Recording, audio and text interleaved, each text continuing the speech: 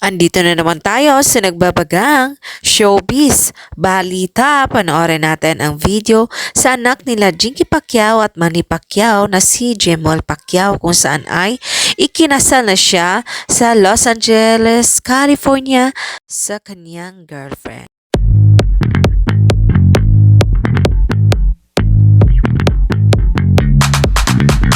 Nag-upload si Jinky Pacquiao sa kanyang IG story kung saan ipinahagi niya sa kanyang mga fans ang mga naganap sa kanyang buhay.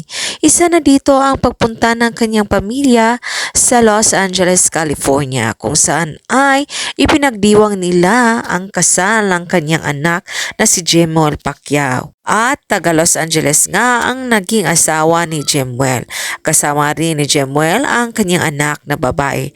At napaiyak pa nga si Jinky pagkatapos ng kasal at sa reception kung saan ay may pinalabas na video para sa kanyang anak na si Jemel. At hindi nga napigilan ni Jinky at ni Jemel na napaiyak sa harap ng kanilang bisita, pati na rin ang kanyang asawa ay napaiyak. Panoorin natin ang kabuuan na nasabing video nila at huwag kalimutang maglagay ng iyong komento sa video na ito.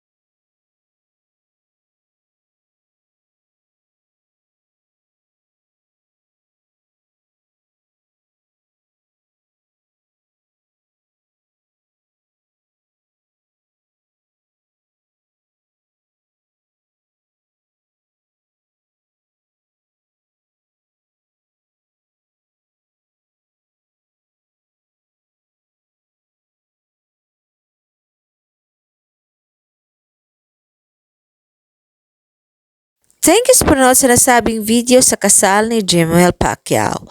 And for more showbiz updates, don't forget to like, subscribe, and share.